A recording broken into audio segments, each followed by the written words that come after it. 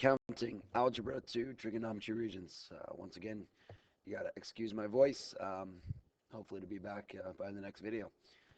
So counting, it's not as simple as just counting 1, 2, 3, 4, 5, but um, it is really what we're doing is we're counting arrangements of things. What we're going to get into in this video are things you've learned before in Algebra 1, things like factorial, permutations, combinations, word letter arrangements. Actually, everything in this video you did discuss in Algebra 1 in the probability chapter. So it's a little bit of review here, but it's been a while. So let me refresh your memory on some of these things. First of all, a factorial is a way to arrange things. Like if you have 5 items, so you have like 5 books that you want to arrange on a bookshelf. How many ways can you do that? Well, any book can go first. Um, so you have 5 choices for which book goes first, and then you have 4 choices for the book that goes next to it, and then you're down to 3 choices for the middle book, and then you have 2 choices for the second to last book, and then you only have 1 book left that can go there. You multiply this out, and 5 times 4 times 3 times 2 times 1 is the same thing as 5 factorial. And factorial, we do factorials on our calculator. If you hit the number 5, and then if you hit the math button on the left, this PRB over here, that stands for probability, which is what this is kind of leading into.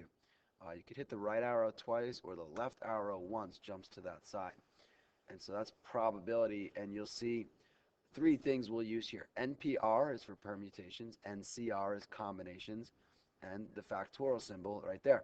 So there's 5 factorial, which is 120. Or you could just do 5 times 4 times 3 times 2. You could do times 1 also, but times 1 is kind of pointless. So it is 120. But that's what factorial is. Factorial is when you have a bunch of items and you want to arrange them. How many different ways can you arrange those 5 books on a bookshelf? Permutation is related to factorial, but it's like you have 5 books, but you're only going to arrange 2 of them. So you have 5 books. How many ways can you display 2 of them? So 3 of the books won't be used, something like that. And so you have to choose a president and a vice president from 5 candidates. That's like saying you have to choose 2 books to be displayed, first book, second book, out of 5 books. But this is a very common example. President and vice president from 5 candidates. That would be 5P2. And we can do that in our calculator again, but it's really kind of like, all right, we have 5 choices for that, for the president, right? So you have the president and the VP. You have 5 choices for president, which you're going to pick first, and then there's 4 candidates left for the vice president spot. So it's just 5 times 4 is 20. So you don't go times 3 times 2 times 1 because you're only doing 2 out of the 5. So it's like a factorial, but you don't go all the way down to 1. And the way to do 5P2 on the calculator is you hit the first number 5, then you go to the math probability folder, choose the NPR button, which is number 2, and then it gives you 5 NPR, and you hit the number after the P. So 5P2 is 20, like that. So they're very much related. Now a combination is like a permutation, and often the most confusing part for students is telling the difference between these. And what I find is that this concept right here, that for a permutation there's a selection distinction. Like back to our previous example, president, vice president. Those 2 things are different. There's a distinction between a president and a vice president. So the 2 people that are chosen there, one's going to be the president, one's going to be the VP. They're different. They're distinguished. A combination, there's no selection distinction. Like choose a group of 2 from 5 candidates. So you got five people, you want to pick 2 of them. So the difference there is there's no distinction between the selection that you're choosing from.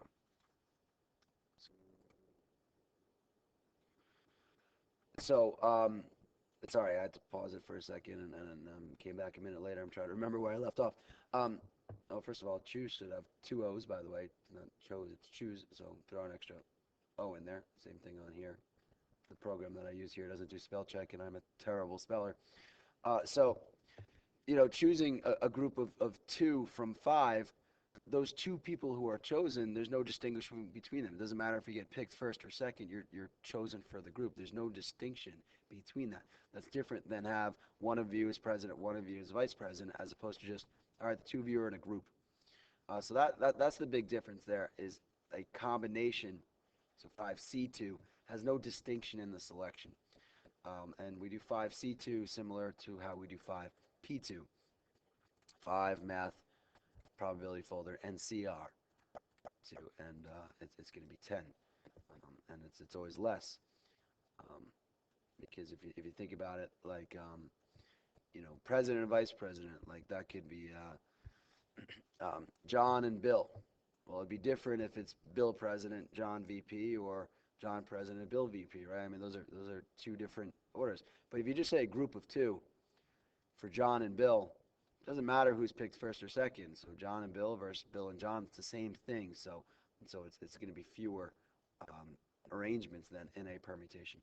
And the way to do it manually without a calculator is 5C2 is equivalent to 5P2 divided by 2 factorial. But I don't think anybody really does that much anymore. I think pretty much everyone just types this into your calculator. You're going to see combinations for a couple of things too, so you're going to have to do that a lot in this chapter, but I think you'll probably just use your calculator. And then lastly, word letter arrangements, which is very different than the rest of these, but it's, if you have the letters in a word, how many ways can you arrange the letters? I'll wait till I get to an example to explain that a little bit more. So the first example here is there are 8 people in a tennis club. So you got 8 people. Which expression can be used to find the number of different ways they could place first, second, and third? And so the question is there distinction between first, second, and third? Absolutely, there's a difference between first, second, and third. There's a distinction. So because there is a distinction, it is a permutation. So we're looking for a permutation, not a combination. And so there's first, second, and third. That's 3 people we're distinguishing, so it's 8P3. That's it. Let's try another. A blood bank needs 20 people to help with a blood drive.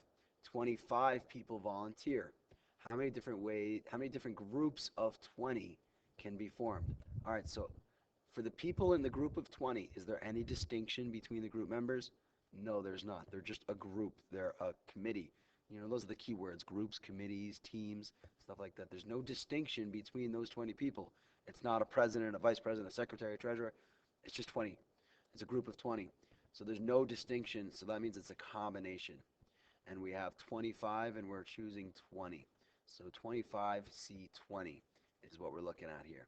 So 25, math, left, NCR, 20. And 25C20 is 53,130. So 53,130. But the deal is some people will do 25P20 because they get those confused. Lastly, thing that you'll come across is the letter arrangements. So find the number of possible different 10 letter arrangements and using the letters in the word statistics. So statistics has 10 letters. 1, 2, 3, 4, 5, 6, 7, 8, 9, 10. So the way we do this, go back to here for a second, is it's the number of total letters factorial divided by the number of each letter factorial. So the number of total letters is 10 factorial divided by the number of each letter factorial. So how many S's are there? 1, 2, 3. 3 factorial. How many T's? 1, 2, 3. 3 factorial. Notice that I'm not putting it, there's not a plus sign between them or anything. These are all being multiplied. How many A's? 1A. Now, I could write 1 factorial here, but 1 factorial is simply times 1. And we know times 1 isn't really doing anything. So if there's only one letter, I'm not going to write 1. You can if you want. It just doesn't do anything. There are 2 I's, so that is 2 factorial, and 1 C. So I will not include it. Okay, I'm going to type this whole thing into the calculator. This is really important, so I hope you haven't fallen asleep yet. When I type this into my calculator, this must be in parentheses. Huge. Because if you just type 10 factorial and then you hit the division key and do 3 factorial, 3 factorial, 2 factorial, it's only going to think you're dividing these ones and then multiplying these from that.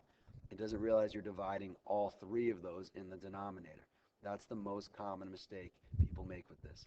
So 10 factorial, 10 math probability number 4, divided by, open parentheses is so important, 3 math left factorial, 3 math left factorial, 2 math left factorial.